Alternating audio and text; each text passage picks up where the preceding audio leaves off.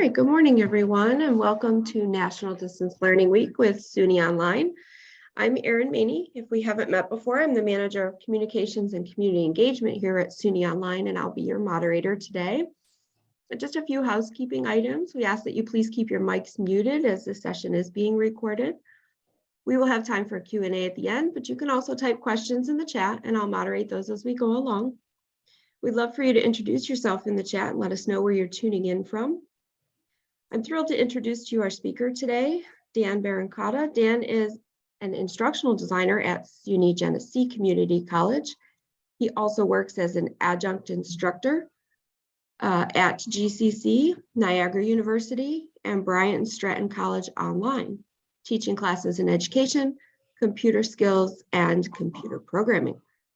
So Dan, I'm going to stop sharing my screen and allow you to do that and take it away. Thanks so much for being with us today. Thank you very much for having me, and thanks everyone for joining. My goal for this presentation today is to give everybody a chance to sort of see Brightspace through the eyes of the student. I'm going to go through some slides here and kind of bounce back and forth from some slides and some information that I want to share, but what I really want to do is get right into Brightspace and sort of take a look at things from that student perspective. So as we, everybody in SUNY is migrating over to Brightspace, things are different than Blackboard or Moodle or whatever LMS you were using before, and trying to get a good feel for, what your course sort of looks like in Brightspace, how students are going to interact with the course, and, ways we can try to make it better to help improve student retention and success within the course is kind of the plan for today. And I'm happy to leave a little bit of extra time, hopefully at the end, answer questions and sort of go through some things that may be of interest to you that you're not sure how they quite look or respond in Brightspace. I can try to help out with that.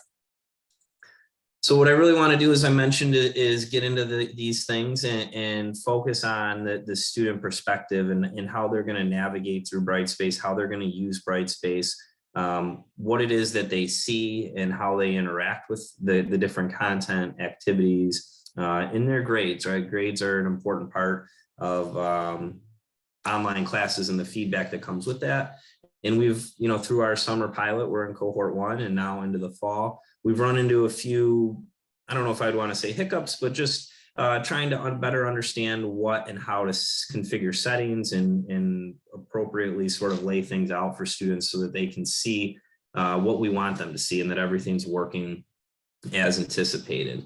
And we're going to talk a little bit today about just really what we found so far in these last 5 or so months that we've been using Brightspace for all of our online classes. We, as I mentioned, we're in cohort 1. And with the summer, the pilot sort of semester, we transitioned all of our courses and migrated all the courses to Brightspace. So we ran a full summer session through Brightspace, and we're in the fall now and with a full go on Brightspace. So we've had a lot of feedback come into our office from students and from instructors, and we've sort of been working with both to try to get everything, functional, up and running, and really, like I mentioned, just want to make sure that things are behaving as anticipated, and we better understand Brightspace and our instructors better understand Brightspace and how to lay things out for the students. We've done some things at Genesee Community College. We've developed a success course for online students that help train our students in how to use Brightspace, but also is a really great resource to collect some data and feedback from them about their experiences in Brightspace, how things are going from them, and as they start to, navigate and use the system. And then we've been doing things, right since the spring with lots of trainings and trying to get instructors into sandboxes and into development courses and now into the live courses. And as we've gone through that, we've certainly learned a lot, and I'm hopeful I can share some of that with you all here today. Some of the Brightspace features that might be new to students or new to instructors that I think we found to be very helpful and sort of useful for instructors and students alike. The first thing is the Pulse app. So I'm not going to get too much into actually how to use it or set those things up, but it's definitely something that I would encourage all of you to take back with you to your students, to your campuses. I really think it can be helpful to students if they have the Pulse app, if they have access to that and are able to get that on their smartphone, it really provides a way to help improve communication with students. And I think it does a great job of helping keep students on track within their courses. One of the things that we didn't quite understand at first was where Pulse comes from. But the fact that Pulse app comes with a feature that ebbs and flows almost like an EKG heart rate monitor and the pulse of the student workload at any time. So students can see across all their courses, the work that they have coming up. They're able to get push notifications for things that are going on, announcements and due dates and that sort of thing. And as we know and have seen, students at a higher and higher rate are using their phones for just about everything, including taking these online courses. And we found that much better than Blackboard, the Pulse app and Brightspace in general is very responsive to different devices. And it's been much more successful and useful, I think, to students to be able to jump on and into a discussion board right from their phone where they don't need to be at a computer. So I definitely want to encourage students to use the Pulse app. It's also good, I think, for students to know and understand and for the instructors to know and understand that students now are able to manage their notifications. So coming from, Blackboard, where we would send out an announcement and you could select if that would send an email to the student. It's important, I think, to make sure we understand that students are now managing those features and they can turn on and off many of those notifications. So you might want to be aware of that as you're trying to communicate with students and just think about how that may impact your choices in what you use. We use the calendar widget, and I would recommend that if it's available to you, use that as well. I do want to mention here that as I get in and I start showing some things within Brightspace, I'll be demonstrating from our instance of Brightspace at SUNY GCC, which may be slightly different or very different from some of the other SUNY campuses. The navigation, the nav bar, the way things are laid out and configured, the different widgets on the homepage could all be of varying setups. But I'm going to try to give the basic gist of some of the big ones that we use and how I think they can be helpful. But the calendar widget is really helpful. So students can see what's coming up within an individual course or across all of their courses as well, depending on where they access that calendar widget, if it's on the main landing page or the individual course homepage. And that's a great way to keep students on track and aware of what's coming up to them. And it's, I think, in using that calendar widget, as long as we're putting those dates in, due dates, opening dates, end dates, things like that within our activities and content in Brightspace, many of those will auto-populate into that calendar widget. And there are at times check boxes that we can select to put into the calendar. And I would encourage you always to display every date that you have in your course in the calendar. It can really help with students. Just again, that retention, that success within the course. Checklists are also another feature within Brightspace that I'm going to get into and dabble into a little bit, another way to keep students on track.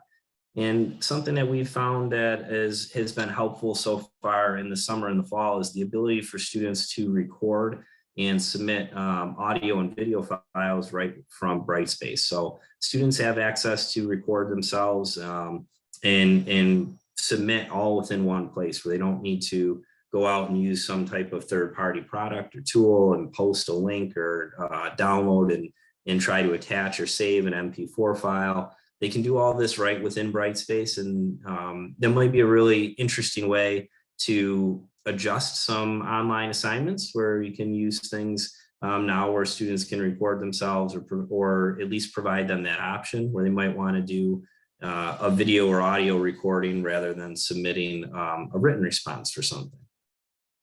So I'm just going to jump in and take a look at a couple of these things that I mentioned from the student perspective. And when I'm doing this, I'm going to be using a sort of a test student account here. And this is just a sample course that we've created and we've loaded into our instance of Brightspace. So right off the bat, students do have the chance, I mentioned, to manage their notifications from their name up top. They can select notifications here. And then students can find information for the Pulse app, where to download that and how to get that set up. And This is, again, something that I think is really beneficial to students, but you can see here that they'll have push notifications that'll show up right on their phone. They have access to the content within their Brightspace course. And then again, this sort of display, as I mentioned, where the Pulse name comes from, where students can see, okay, on Tuesday, looks like I've got a couple things due, but Wednesday and Thursday, I don't have anything due. So they can sort of set up and plan their week, you know, in a way that suits their time and needs. They can register their cell phone number here, where they can select to have all of these notifications sent to them through text message. So they can have that message sent directly to their phone, or they can also choose email. And then they can go through, students who can all select what they want to be notified of and how they want these interactions to sort of go. So if they want, you know, to be notified as soon as there's a grade item that's updated, they can select that box, and then they'll be notified there when that comes in. And they can go through and exclude certain courses, do different things to customize those, and they can save all these here. So again, good options for students, but also important for instructors to realize that you may think an announcement is being automatically emailed to students, but in fact, it may not be.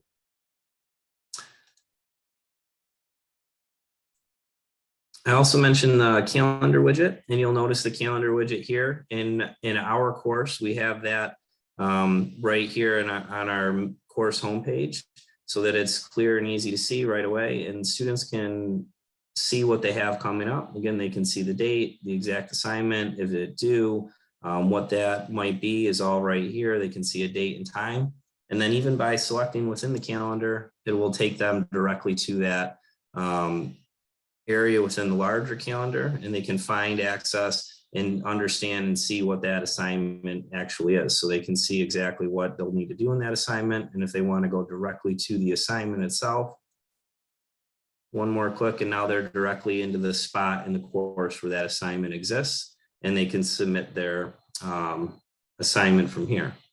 As I mentioned as well, students do now have the ability right from within Brightspace to submit recorded audio and video files, and they can do that right here as an attachment.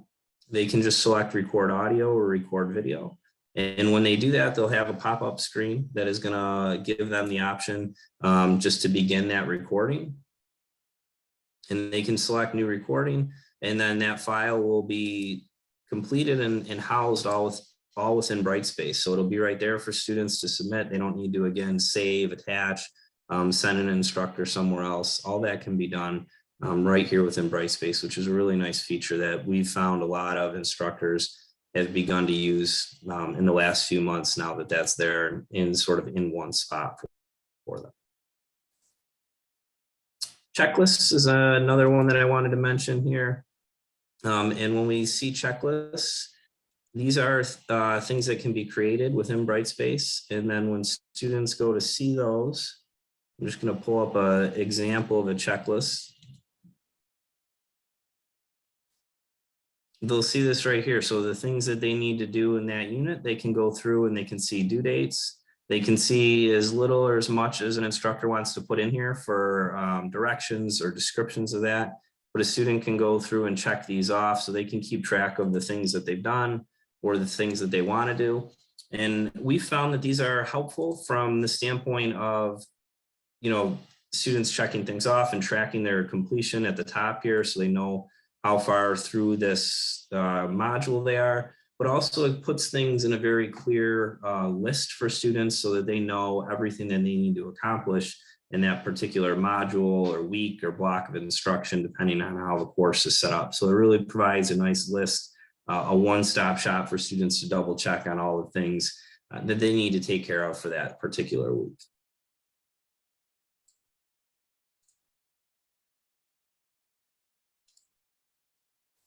The student navigation within Brightspace is something that, again, depending on your particular campus and your particular course setup, might vary a little bit. Brightspace is definitely designed, I think, to go from that module approach where everything that's needed in a particular module is housed in that module or that block of instruction. Whether you call that a module, a unit, a week, it's a nice way to put everything in one area where students can really see and track their progress. They have the opportunity now in Brightspace to just pick up where they left off as they're navigating and working through content, and they can find all the different things that they need there. So as they get in there and take a look at Brightspace, they're going to see these modules. We have the visual table of contents right in our widget here on the course homepage, and they can see each particular area here or block of instruction, and they can select in and go right to that spot. And they'll also see how many topics they've visited that are in that particular area. So depending on how you set your course up, this will be areas that are visited, not necessarily things that are completed. So if they go to an assignment page or go to a content page and maybe didn't read through all of it or complete the assignment, it will still show up here as completed. But this sort of tracking bar does provide at least an idea for students for where they need to go and what they need to do when they're in that course. But if they click right in here, it's going to take them right back into that particular module, and they can see what they've done and again track themselves all the way through. And they can tell what they've been to by the check mark and what they haven't by the dot here. And students can also find this if they go to the content page. They can get in and wherever they left off, they'll start with that particular module, but on the left-hand side, they can see the different modules that are in the course, and they have the opportunity here to click in and navigate through the different content here as well. But one of the nice things that I think about setting the course up in this module approach is everything that a student needs is right here. So if there's files that need to be put in here, if there's quizzes or information assignments that we want to have for students, they're all going to be right here. So you can see that access to a discussion board post for that week is here. A PDF document can be placed in here. Access to the assignment for the week is there, and then even the quiz here. And all of these things can be added right into this module from the instructor view using the existing activities or to create a new page and put those right in here. But understanding how students get in here, I think, is important. And then when students start, they'll go to that first page and they can navigate through the information here. And then there's arrows at the bottom and at the top where they can go next and work through the content as they see it and as it comes across their screen. So once they get into the module, they can just keep clicking next as they go. So it's a nice idea to set this up, obviously, in a fashion that students are seeing and interacting with the materials that you want in a chronological order that fits your course and what you're trying to do. So we're maybe providing some instruction here. And then as we keep navigating through, then we get to a spot where we want students to then participate perhaps in the discussion here. So they can learn what the skills, learn the information that they needed to help them here with this discussion post. And then when they're done with that, they can continue on and on to the next bit of content or whatever may be next, and then work all the way through, and then probably have that quiz at the end where once they've navigated through all the content. The announcement widget is something that we've sort of been playing with a little bit, and it's different than announcements maybe in Blackboard. And we found that in Blackboard, a lot of instructors like to use announcements that were much longer and more in depth, and would maybe have a little bit more content in them. But within Brightspace, that might be slightly problematic depending on how you set your course again is set up and students see that. And again, just something to be aware of. So in the student view, we have at our campus, the announcements we want to sort of be front and center because it's important that the students see those, but it's also important to recognize that these announcements will take up a large chunk of the screen. So you can see here with just one announcement, it takes up the whole screen. So I'd have to keep scrolling down to find this visual table of contents or anything else that we might have on our homepage. We have to go further and further down. So a couple things to think about is we're looking into switching from the announcement widget to possibly the slim announcement widget just to keep that in more of a lockdown space. But also I think there's a few things that we can do to help students understand how to use this and keep sort of that announcement content from just sort of muddying up the homepage. The announcements there, students need to see that, but once they're done with the information there, they can move on from that. So one of the nice things that students are able to do, and whether or not they know this or not, is an important thing. So we've gotten into the habit of trying to encourage our instructors to mention this to students in an early announcement, but students can dismiss the announcement by selecting this X. And that's just going to remove it from the widget. So that will pull this announcement off the widget, but it can still be accessed from the announcements tool as well. Everything that we put in the announcement is going to display here. So these can get rather long and lengthy depending on what you have. And then you can also put attachments here, which this is. So you can imagine how these would get long if we're putting heavy content type announcements in that might have worked really well on Blackboard and the way we ran our courses there. We might want to change that a bit here, but by selecting this X, those can be dismissed. And then that again brings up the rest of the homepage so it's more easily accessible and seen to students. And then they can click right into this announcements area and they can still go find that announcement. If they need to pull some of that content there, they can absolutely go back and get that. So it's not closing that out. It's not gone forever, but it is something important to keep in mind. We do want students to dismiss those and know how to get back in there if they need it, but not keep those on their homepage for long periods of time. A nice way to sort of work through that from the instructor end is if we're creating a new announcement,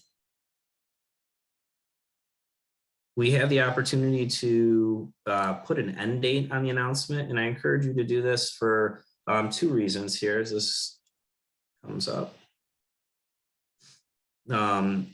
We can put our headline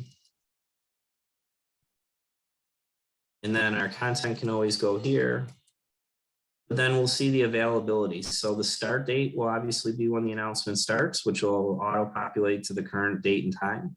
And then I encourage you to always put an end date in for your announcement. And what the end date will do is remove the announcement from the widget. The announcement will still be able to be accessible to the students when they go into the full announcements area.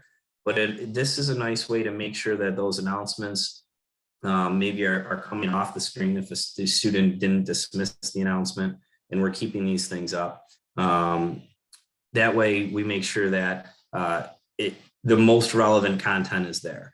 The other thing that I encourage you to do this for is if you're going to be rolling your course from one semester to the next, it's important to have an end date here, or if you roll those announcements, every announcement that you started in the fall semester is going to be live and active for your spring semester as soon as students get in there. So, you know, if you like to use a weekly announcement, every weekly announcement will be available to your spring semester from the fall without the end date, because it's going to hold that start date, which was put in with the fall date. So without an end date, when you roll a course over into a new semester and you bring the announcements with you, if you do that, all of those will be active in the course. So you'll have to go in and add those end dates or reconfigure them that way. But if you put the end date there, the announcements will all come over, and then you can just go in through manage dates and edit those dates there, but you don't have to worry about them all showing up to students on the first day.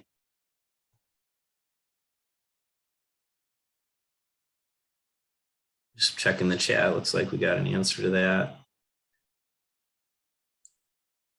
And then one of the other issues that we've seen cause a little bit of confusion is the links within Brightspace, and much of this is dependent on how you put these in, or if they're in from another LMS, how they transfer over. And just to sort of give you an idea what that looks like and maybe a way to think about doing that as part of the student navigation, I want to show an example. So if I go back in here to our course as a test student,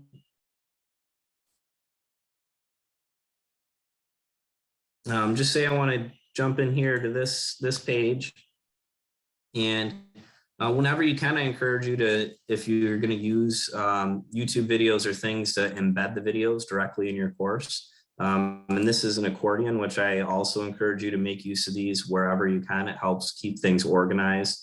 and really make it much simpler for students to see and understand what's going on. But we get through this page and we're ready to go to the next page as I showed, and we click next. And now all of a sudden, this is what happens if there's a link in my course. I'm just taken to this page and I don't really understand where I'm here, why I'm here, or what I'm supposed to do here. It just automatically opens. And then I can go back. And from here, I can get back into Brightspace and I can see that there was a link. If there was a description to that link, it would be here. But you can see how that might be a little bit problematic to students who, you know, in one sense they're in Brightspace and then all of a sudden, boom, they're off at a strange link that they might not understand why they're there or what they're supposed to do there. So something that I think might be a better way to do that is when you have links in your course, rather than inserting them as an actual link, is to create a content page and then place the link in here. This way we can, you know, sort of explain to students what do we want them to do. We want them to review these resources. We can let them know that all these links are going to open in a new window, which is great for accessibility. And then you can make use of things. This is a tab element where you could house a few different links here, but students can then select and they know where they're going, and then they're taken to that link and they better understand what they're doing there and why they're there.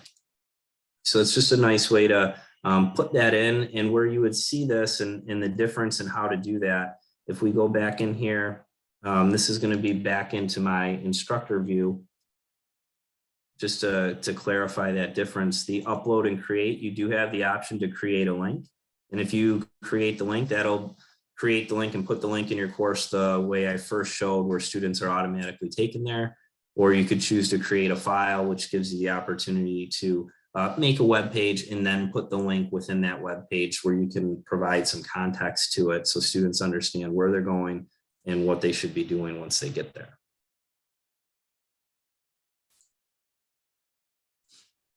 Another thing to mention is, as we talk about just making sure things are behaving as we expect them to, are some of these backdoors that we've sort of found and students have found into content and activities, and understanding what needs to be done if we want to present a course in a specific fashion or chronological order, or specific release conditions on things, or if some things are hidden from places.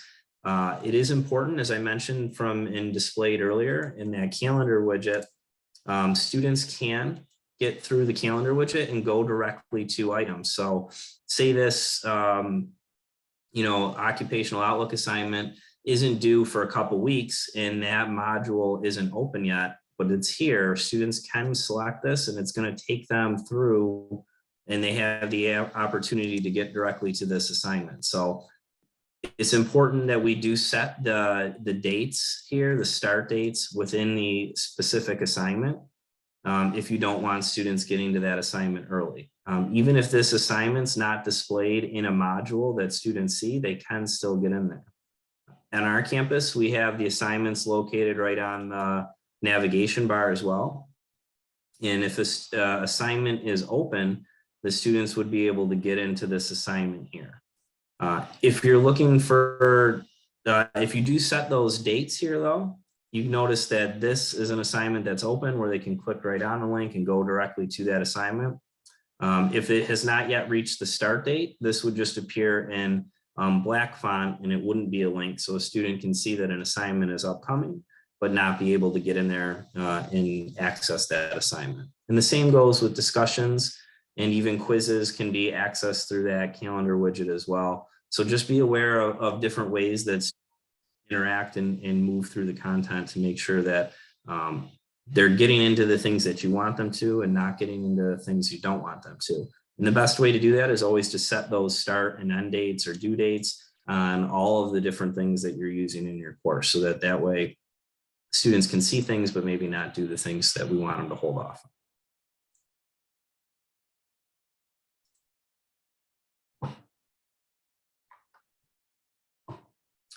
We have in Brightspace the view as student, which is a nice way to sort of check in and see what students see within your course.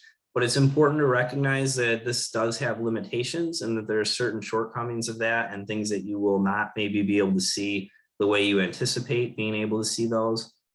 One of the first and foremost things is that we found is we've had several instructors over the last few months who have, called or emailed us in a panic that my students can't start a quiz.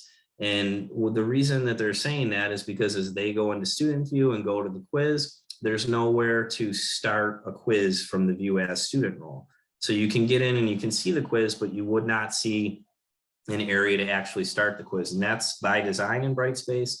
You're not actually able to complete the student work from the view as student role. So you're going to see what students can see, but you're not going to be able to do what students can do.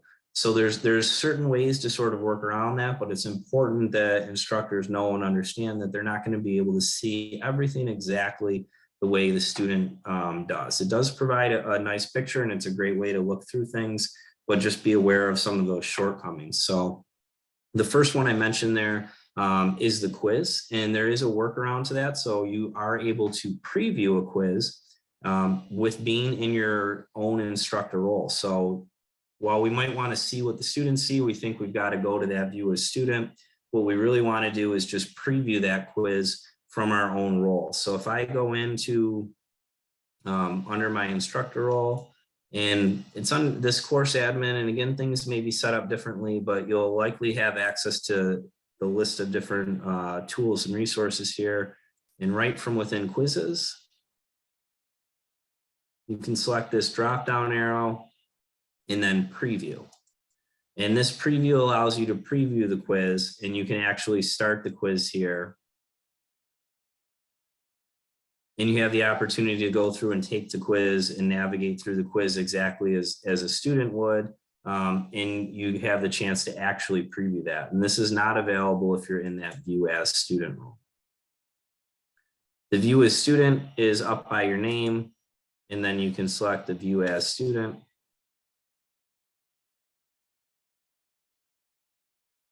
And then for this, just to sort of show that example from the quiz.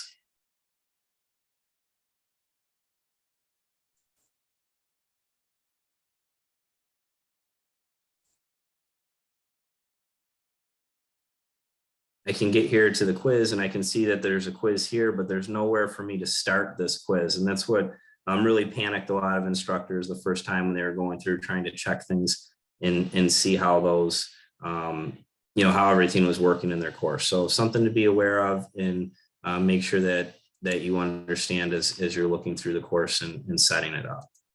The other thing that the view as student role does not allow you to do is see your grades. So if I go back to this view as student role in a course, and I can get what the students see here, and I click on this grades area, it's going to take me here to the overall things that are in the course, but I don't have any grades here. I can't do any work, so it's not going to see, I'm not going to display a final or overall grade. But you are able to sort of check this for students and see what they're seeing directly from your grades area. So if in my normal role here, if I go back to grades, within your grade book, under the student name and the drop-down arrow, you can again select preview, and this will open in a new window for you with an actual preview of exactly that view that a student would see. So this is where you can see, is their overall grade displaying? You can see the feedback and how that looks for students here, and understand, this would be a description of the discussion category, and any type of feedback that you provide students, you can see exactly what the student would see here. So if they're telling you, I didn't get any feedback, I didn't get a grade, I can't see my rubric, this is a way you can go in and check right off the bat.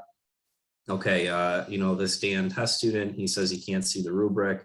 Let's preview it and find out if you really can't see the rubric, or maybe it's just a user error. And we can go down here and see that the rubric is in fact here, and that they would be able to see that. And you can even click on it and it will pull that rubric right up for you again in another window as well.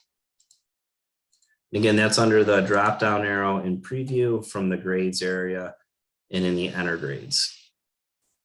Another important thing to keep in mind here while we're in this gradebook area is under manage grades. These are all of your grade items, and hiding something from here or setting a specific date. So if we were to edit this grade item,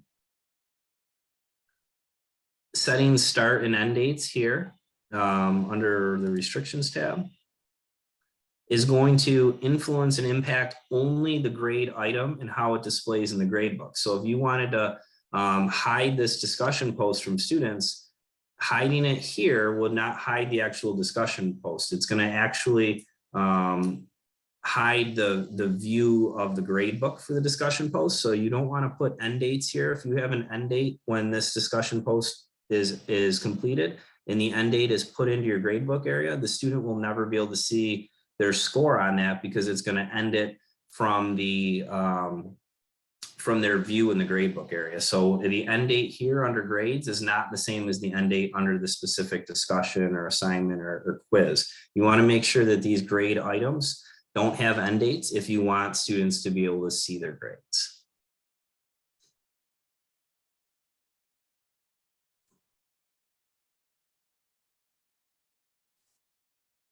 And then we want to make sure we're sort of configuring some of these grade settings so that students do see the things that they want, that we want them to see. And this is something that we've also seen a lot of issues with. As I jump back in here in my student test student account, I just want to show sort of in this particular course what this is. And I have it configured and set up so that students can see a weighted average. They can see an overall grade here, and then from each individual item, they can see their grade, their score, and then also they can view their feedback here. And this is can take a little bit of getting used to and setting these settings in the proper fashion to do that. So I'll just show that real quick within the instructor view. If I go into this class and I want to set these settings, I have to make sure that under my grades area, I go to this settings option.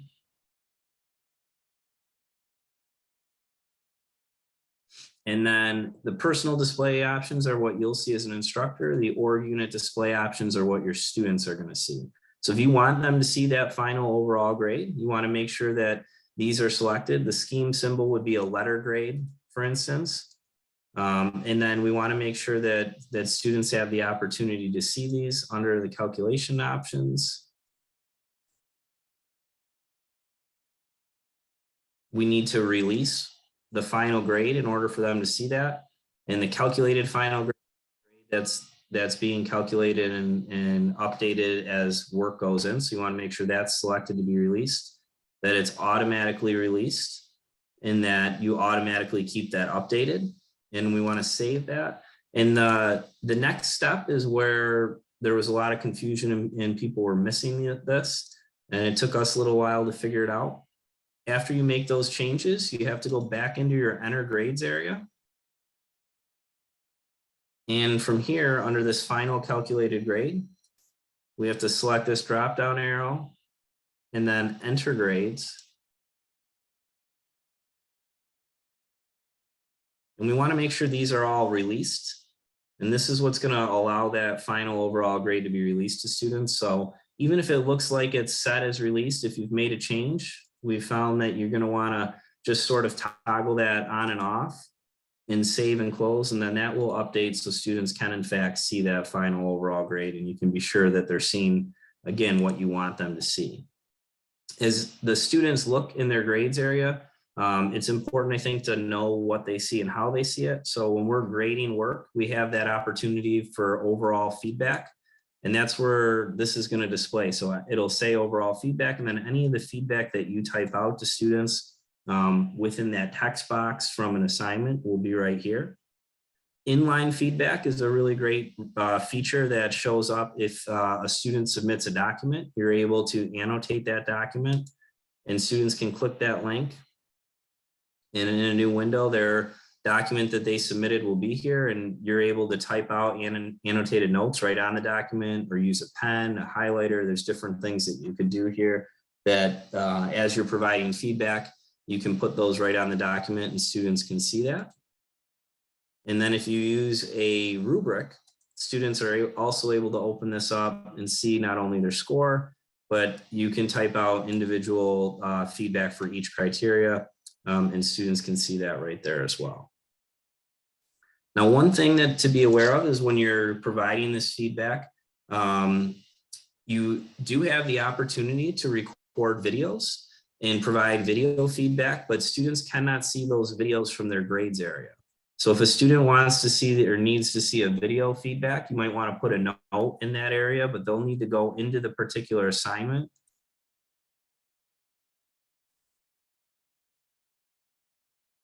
and go to their feedback. And they can see the rubric here, they can see their score, but then they'll find these attached video files here. And this is where they would be able to open up and see if you were to record a video for a student and you wanted them to display or play that video of you talking through something to them. It's only available here from within that assignment feedback area. So they won't see that from the grades area. And I'm just going to go zip through a couple last slides here. We found that learning and using Brightspace went much smoother than I think many people anticipated. We did create a success course for online students, which I believe is the very next session coming up for the National Distance Learning Week. And Lloyd Gross, who really spearheaded that project, is going to be talking through it. And it's something that really helps students learn how to use Brightspace and be a good online student, and encourage you to use something like that on your campus if possible.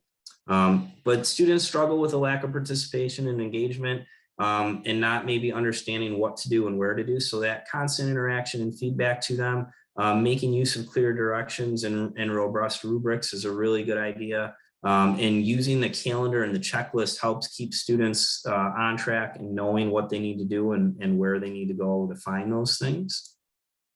And we found that some of the things that students are really looking for in their courses and have found helpful with Brightspace are easy to navigate courses. They want to get in there and find what they're looking for right away without having to dig through that long folder structure that we're used to in Blackboard.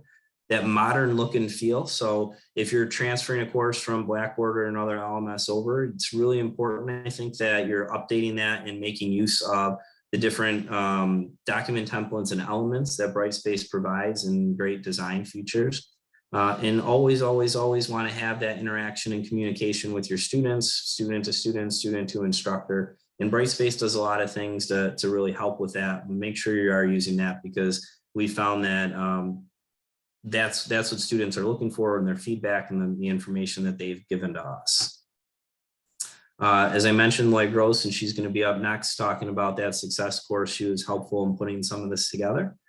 And I'm happy to answer any questions or try to show anybody anything that maybe you'd like to see again or I might have missed.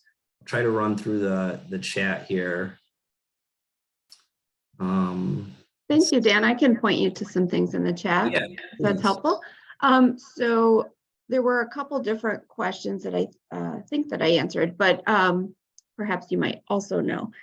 One individual asked if instructors can take the announcement off when it's no longer relevant. And I think you showed us that by putting an end date on them. But yes. You can also delete old announcements. Is that correct? Yes. So if you go into your announcements, wherever that may be, you're able to pull up any of the announcements that are in your course.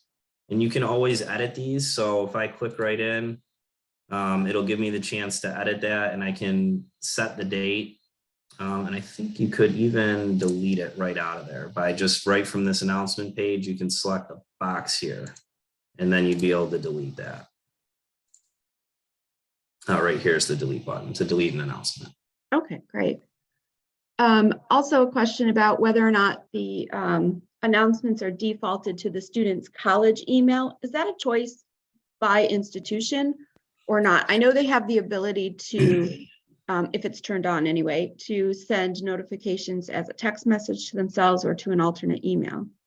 Right. So I believe it's by default is set to the college, their current college email or where their main SUNY role is. So if you're enrolled in multiple campuses, something that we've seen with notifications for students and instructors is if you're enrolled at Genesee Community College and Brockport, those are only going to one of those emails. So they might all be going to your Brockport email. So even a GCC course is going to a Brockport email, the notification. And that's something that I think people are trying to sort of work through still. Yes, that's true. Thank you for pointing that out. That's important to know. You did show us about hiding grades until you're ready to release those to students. So that was another one. And then a question about how students know how to see their grades. Sometimes it seems that they may not know where to go. I mentioned that it is a good thing to cover during the first week with students, and sometimes it's included in the campus orientation about navigating the Brightspace environment. But any other suggestions you might have? Yeah, absolutely. So I think those are the best ways to go about doing it. But I think it sort of something I said at the beginning, just knowing what students see and how they're going to interact with your course is important. So if you can kind of learn where it is, where this grades, hopefully it's in the nav bar or it's somewhere on each campus, they'd be able to select that and sort of that's where they can get to it. And you should be able to see that from your view as student role, where students can access those. But then using that preview option, and this will, whether you want to share your screen and show that to a student or take a screenshot of this. And again, if you're obviously aware of FERPA issues, but if you're dealing with a student and showing them their particular grades, it might be a good idea to, you can preview this and you can, take a screenshot and show this is where you can see your feedback, that sort of thing.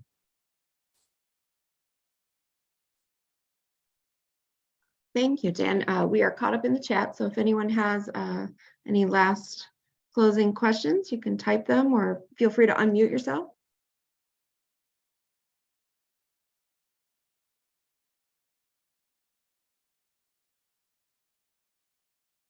Okay. Not seeing any, so I will, I'll go ahead and close us out, I think, Dan. So thank you so much. I really appreciate you sharing all of this expertise to us. This is a lot of information and really good for us to get a sense of what the student could see and how they're navigating their space. Absolutely. So really appreciate that. Thank you very much. Excuse me, can you hear me? I can, Lois. Hi. Oh, thank you. I didn't sign up for the next one. I'm in California, so the timing, but can I get on that next one?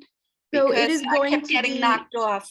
Oh, sure, Lois. So it's going to be right here in the same Zoom. So if you just stay here, that thank you. presentation will start in about 10 minutes.